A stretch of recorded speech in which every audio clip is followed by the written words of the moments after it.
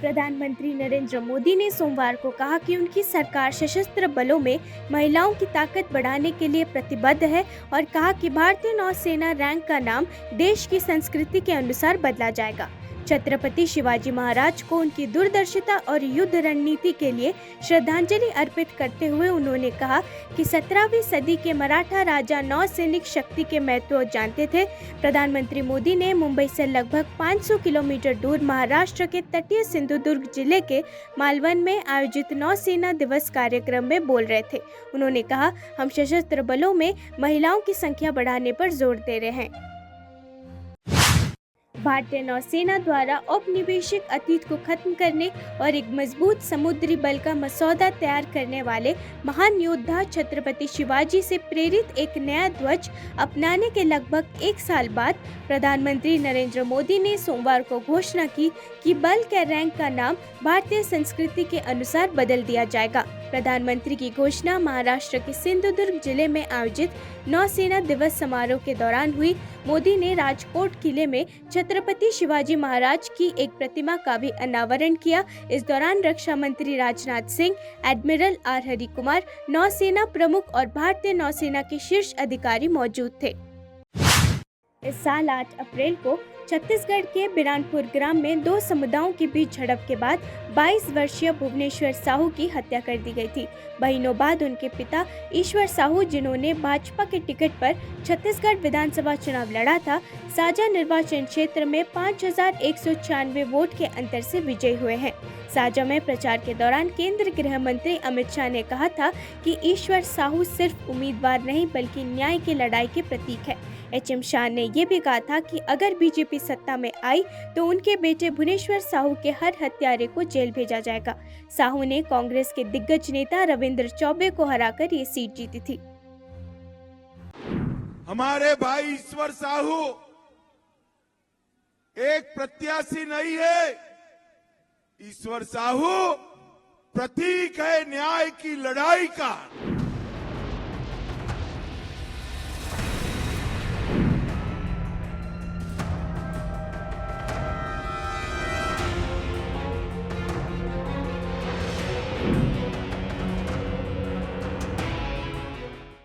छत्तीसगढ़ में भूपेश कक्का की जो सरकार है, बीरनपुर में सांप्रदायिक तत्वों ने।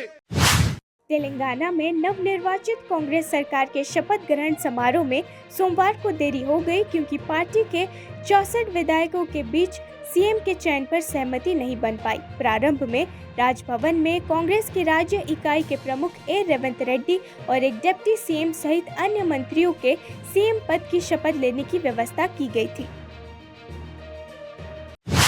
हाल ही में संपन्न हुए 4 राज्यों के चुनावों में से 3 में बीजेपी सत्ता पर काबिज हो गई है। मध्य प्रदेश, राजस्थान और छत्तीसगढ़ में भगवा सुनामी बह गई, जिसके परिणाम स्वरूप शानदार चुनावी जीत हुई।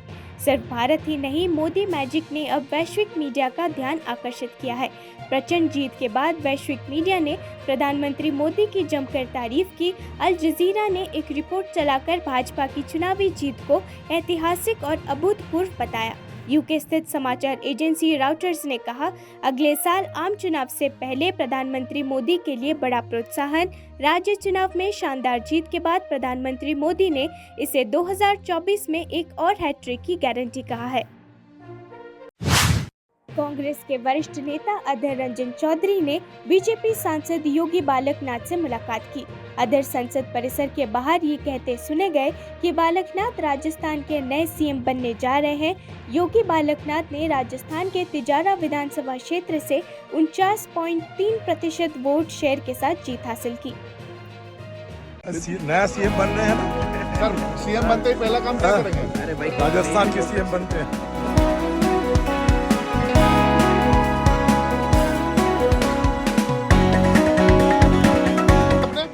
नया सीएम बन रहे हैं ना सर, सीएम बनते ही पहला काम क्या करेंगे? अरे भाई, राजस्थान के सीएम बनते हैं।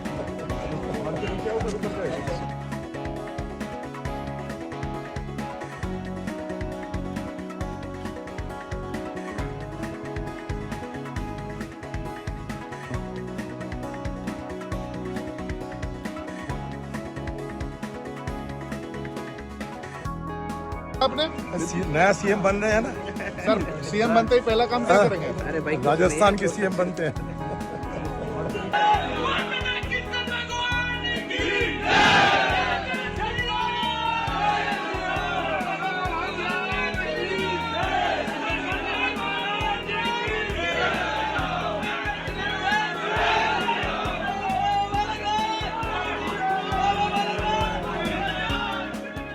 राज बदल गया है और आगे आने वाले में स्थापित हो चुका है राज। भारतीय जनता पार्टी का मध्य प्रदेश गुजरात की भांति लगातार अब भारतीय जनता पार्टी रहेगी और बहुत अच्छे से राजस्थान की जनता की सेवा होगी। आप भी मुख्यमंत्री के रेस में बालकनाथ जी? मतदाताओं ने पूरे देश में के संदेश दिया है, नेगेटिविटी को बिल्कुल बाहर किया, काम की बात करिए, क्या कहेंगे आप? संदेश दिया है और माननीय प्रधानमंत्री जी के साथ आज पूरा देश की दुनिया उनके साथ मिल चुकी है। लोग केरला ने विसैट के पूरा होने के साथ एक महत्वपूर्ण उपलब्धि हासिल की है।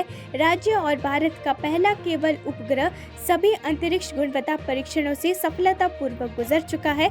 ये अब लॉन्च के लिए तैयार स्थिति में है। उपग्रह के पेलोड का अनावरण किया गया और विक्रम साराभाई अंतरिक्ष केंद्र के निर्देशक डॉक्टर उन्नीकृष्णन नायर और PSLV परियोजना निर्देशक डॉक्टर N जयकुमार को सौंप दिया गया। वीसैट, जिसे तिरुवनंतपुरम में LPS centre for science and technology की 42 महिला छात्रों की एक टीम ने अपने शिक्षकों डॉक्टर सुमित्रा और डॉक्टर रेशमी के सहयोग से डिजाइन किया है। वो वातावरण में UV रेस का अध्ययन करने के लिए समर्पित है। VSAT, as you know, is Women Engineered Satellite. So it's a student satellite initiative from our college, that is LBS Institute of Technology for Women. To talk about the main highlight of VSAT, it is the first student satellite mission under Government of Kerala, and we are so proud that ours is a women-only satellite mission. So we are the first women-only satellite mission in India also. So that is the speciality about VSAT. And to add on, we are studying about the impact of UV radiations and climatic changes. So that's about. Uttarakhand के मुख्यमंत्री पुष्कर सिंह धामी ने हरिद्वार में हर की पेड़ी पर गंगा आरती की। मुख्यमंत्री को पवित्र गंगा में दूध डालते भी देखा गया। CM धामी ने उत्तराखंड राज्य की समृद्धि और खुशहाली के लिए प्रार्थना की।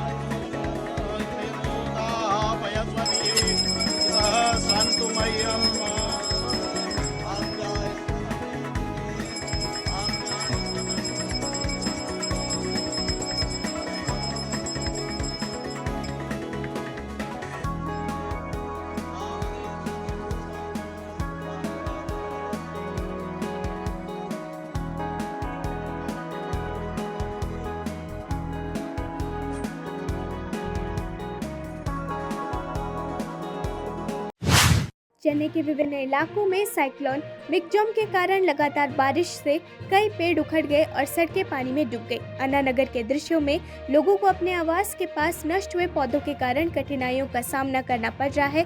कुछ लोगों को सड़कों पर घुटनों तक भरे पानी से गुजरते हुए भी देखा गया। साइक्लोन तूफान मिगजॉम 4 दिसंबर को सुबह 8:30 पर चेन्नई में भीषण साइक्लोन तूफान में बदल गया। IMD ने उत्तर तटीय तमिलनाडु और पुडुचेरी में 4 और 5 दिसंबर को भारी से बहुत भारी बारिश की चेतावनी दी है।